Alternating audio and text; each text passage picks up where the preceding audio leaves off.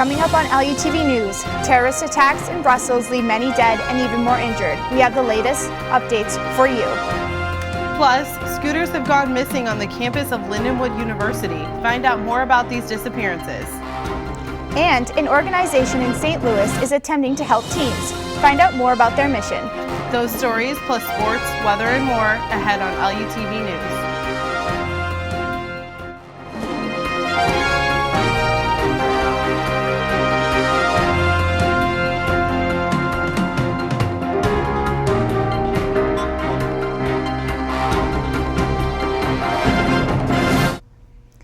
Welcome to this edition of LUTV News. I'm Emily Miller. And I'm Cassie Hall. 3 bombing attacks occurred on Tuesday morning at Brussels Airport and Metro Station. Officials have confirmed that at least 1 suitcase bomb and 1 suicide bomb were detonated at the airport. A 3rd bomb found in the airport has been neutralized. So far, 31 people have been confirmed to be dead, with nearly 200 left injured. The Islamic State group known as ISIS has claimed responsibility for the attacks. A picture of 3 suspects from the airport bombing has been released by Belgian police. The suspects have not yet been identified. Representatives from Brussels Airport say that the airport will stay closed at least through Wednesday. Presidential candidates are open about their stance on the attacks in Brussels. Ted Cruz stated that the U.S. is at war with radical Islam. President Barack Obama refuses to acknowledge it. Donald Trump wants a contemporary ban on refugees coming into the United States. Hillary Clinton thinks it is unrealistic for the U.S. to shut its borders.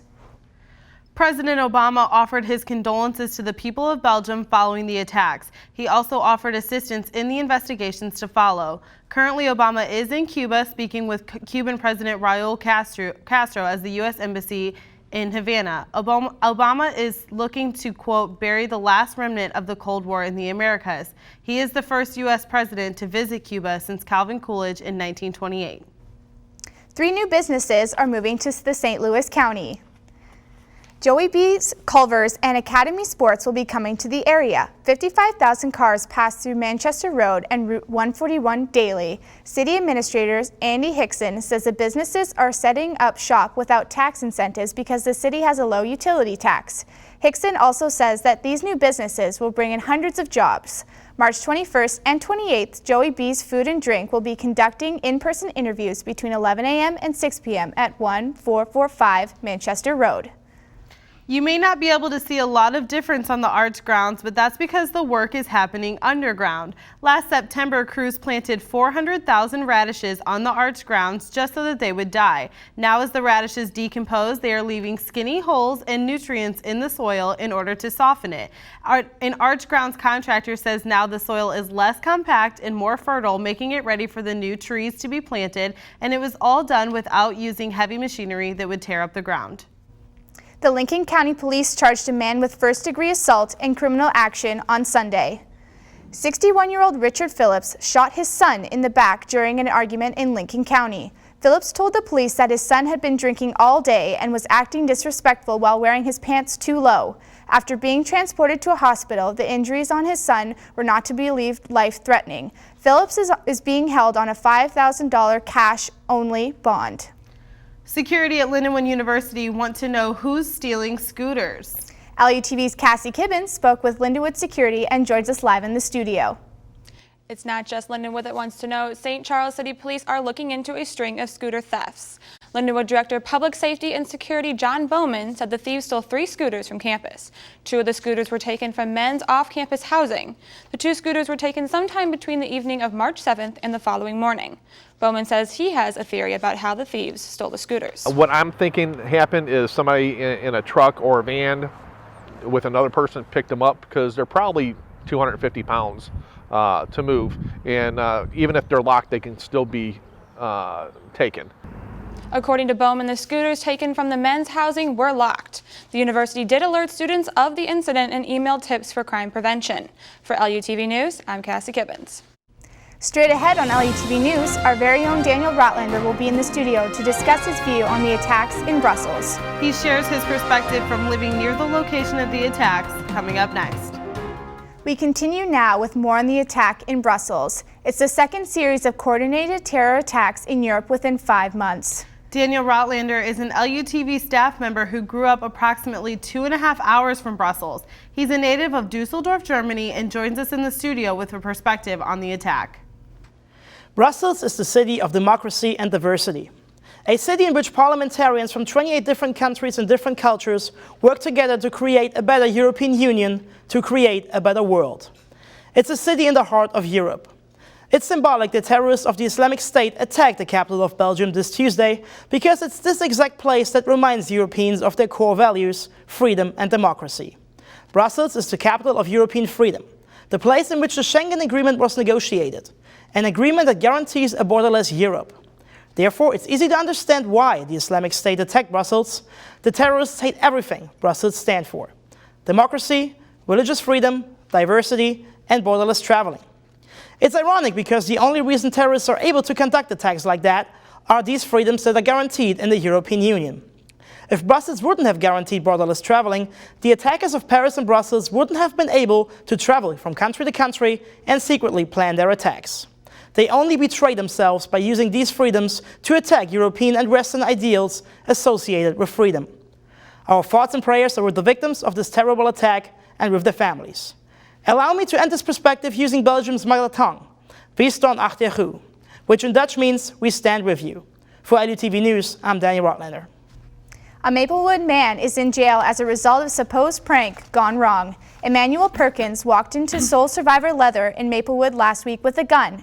He pointed the gun at the store owner and demanded money. The store owner said he feared for his life until he realized the gun was a multicolored water pistol. He demanded Perkins to leave and called the police. Perkins told police it was a St. Patrick's Day prank. He is charged with first-degree attempted robbery and being jailed on $25,000 bond. Former Missouri General Assembly member Leroy Blunt died Monday night, according to Fox 2.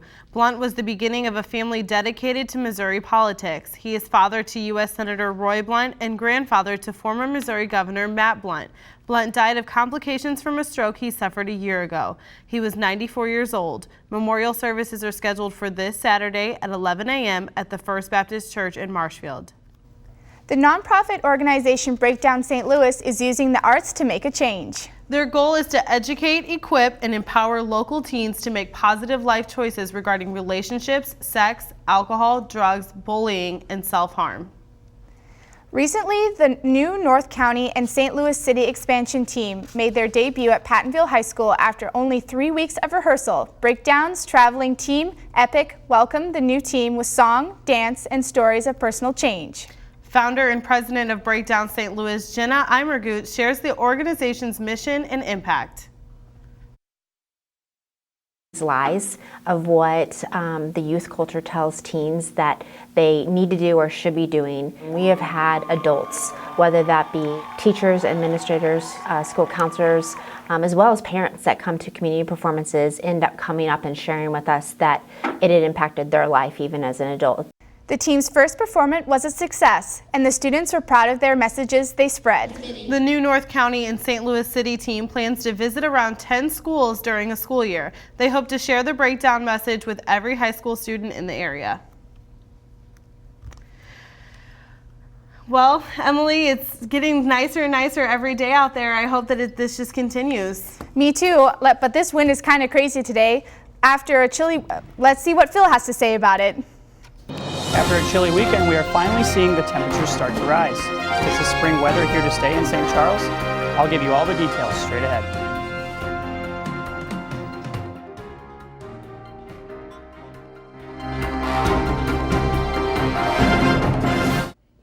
After dealing with brisk temperatures over the weekend, the warmth and sunshine have finally returned.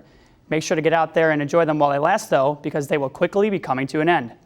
Out west, we have a storm system that is developing and currently dropping heavy amounts of snow over the Rocky Mountain states. As they make their way towards the Midwest, they will bring high winds and cool temperatures. While we aren't expecting any snow, let's take a look at our 5-day forecast to see how the storm will be affecting the St. Charles area. On Tuesday, the temperatures will stay warm with highs in the mid-70s. Strong winds on the front end of the storm will also bring gusts up to 36 miles per hour. Storm front will begin to move in the local area during the late Tuesday evening hours. Rain is expected to fall in the St. Charles area late Wednesday afternoon and bring temperatures in the mid-40s. Those showers will continue throughout Thursday, while the high temperatures in the upper 40s and lows in the 30s. The sun will return on Friday, and the rain and raise temperatures to the upper 50s during the day. Temperatures will continue to rise throughout the day on Saturday and peak at around 65 degrees. And that's a look at your 5-day forecast. For some people, learning disabilities can get in the way of dreams becoming a reality. LUTV's Daniel Rotlander reports on a Lindenwood University student overcoming obstacles. According to the United States Department of Health and Human Services, 15 to 20% of all Americans are affected by learning disabilities. Lindenwood student Amy Shapiro, however, proves that working hard and believing in yourself can make a difference. Several times a week, something special happens in the music practice room of Lindenwood University's J. Shadiger Center for the Arts. Considering her background, it is a miracle that Amy Shapiro is able to be where she is right now. After she was born with a brain tumor and had to overcome several learning disabilities, Lindenwood student Amy Shapiro wrote a book about how music gave her a voice. I'm doing it to show parents, look, if somebody tells your child, teen, adult, whatever, that they can't go to college, I was told the same thing. The location of her brain tumor caused Amy to have multiple learning disabilities. At the age of 2, she started using music to overcome these issues.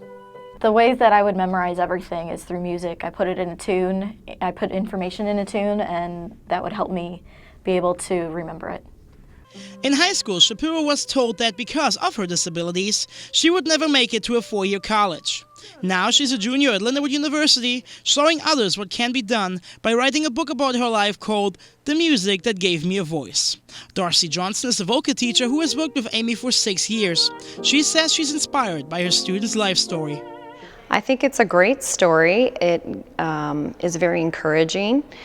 It teaches you to, or anyone, to keep working and try hard and don't let anything stop you, even if you have impossible obstacles to overcome. Amy now hopes her book will inspire others. Her Facebook page has already more than 1,000 followers, and she says that her message is simple. You tell them straight to their face, watch me prove you wrong, and give them the attitude that will scare the crud out of them. Amy Shapiro's book, The Music That Gave Me a Voice, is available for $15. People who are interested can order the book online via the official Facebook page. For LUTV News, I'm Danny Rotlander. Up next in sports, one Lindenwood student is making his presence known at the university and for his native country. We'll take a look at how he is making a difference on 2 separate teams coming up. The Lindenwood bowling team is made up of athletes from around the world, and one student from Costa Rica has quite the resume. LUTV's Brad Sislevich caught up with Rodolfo Madriz to see where he will be next. Lindenwood senior Rodolfo Madriz is a computer science major with a double minor in marketing and business administration. He holds a 4.0 GPA and is one of the top bowlers in Lindenwood's program. Rodolfo learned to bowl at the age of 12, which is actually older for a future competitive bowler. But with the help of a close family member and a willing bowling center owner, Rodolfo was determined to succeed. Pretty much practice every day. And I went first with my grandfather just to learn how to play straight. And I got lessons from a guy in Costa Rica that owns a bowling center. And ever since I started practicing, he encouraged me to actually keep practicing, keep bowling, compete. Rodolfo has traveled to 16 different countries, including Finland and Hong Kong, for the World Youth Championships. I tried to make the national team in 2007, the youth one. I did, and ever since I've been going to team trials, and luckily for me, I've been part of the national team now for 9 years in a row. Just up the road from Lindenwood University is St. Charles Bowl. This is where Rodolfo and the team practices during the week to prepare for tournaments on the weekends. Lindenwood senior Kyle Sherman has been on varsity all 4 years in the program and says Rodolfo is very entertaining to have. Rudy's been pretty fun to have on the team. He's fun, energetic, and brings a very hard-working aspect to our team. It's been a lot of fun to be around, and I can't wait to go bowl nationals. While Rodolfo can be energetic, he knows what he has to do every shot to keep his composure. I'm not going to get to that conclusion unless I calm down myself, start thinking, don't panic, control anxiety, control emotions, so you can make the better decisions that can improve your bowling during competition. Lindenwood sophomore and National Player of the Year candidate Michael Coffey admires Rodolfo's work ethic. I've learned very many things from him, from on the lanes and off the lanes. We travel with each other every weekend for college bowling tournaments. I've seen the way he treats others around me, and I would love to be like that someday. Rodolfo is currently in his offseason for Costa Rica and will bowl Costa Rica's team tryouts in June. As for the team, Lindenwood is ranked 3rd in the nation and will travel to nationals in Wichita, Kansas, April 21st through the 23rd. For LUTV Sports, I'm Brad Sislevich. The field for the 2016 USA Gymnastics Women's Collegiate National Championship was released on Monday afternoon. Lindenwood is among 8 teams qualified for the championships, which will be held at the Highland Arena in St. Charles. The championships will be held April 8th through the 10th. The Lions will host Bridgeport, Brown, Seattle Pacific, Cornell, Texas Women's, Yale, and Air Force. Individual gymnasts from Pennsylvania, West Chester, Southern Connecticut, and Centenary will also take part in the meet. After a rough weekend on the road, the Lions baseball team is hoping to find some relief with a string of upcoming home games. The Lions were swept in a 3-game series against the University of Central Oklahoma and were outscored 26-15. Dropping to 9-11 on the season, the Lions look to get back in the win column on Tuesday when they begin a 4-game homestand. The first game will be played against Central Missouri, and the other 3 will be played against Southwest Baptist. Central Missouri holds an overall record of 11-8, and Southwest Baptist sits at 11-11. After a long emotional feud between the St. Louis Rams and the people of St. Louis, the city's former NFL team will officially cut ties with the city this week. The Rams franchise is expected to wrap up the move to their temporary headquarters in Inglewood, California by Thursday. A total of 30 semi-trucks will take away the last of the franchise's possessions that remain at Rams Park in Ur City. The future use of the $15 million complex is up in the air, but ownership will return to St. Louis County, according to the AP. For LUTV Sports, I'm Phil Braun. That's it for this edition of LUTV News. I'm Emily Miller. And I'm Cassie Hall. Thanks for joining us.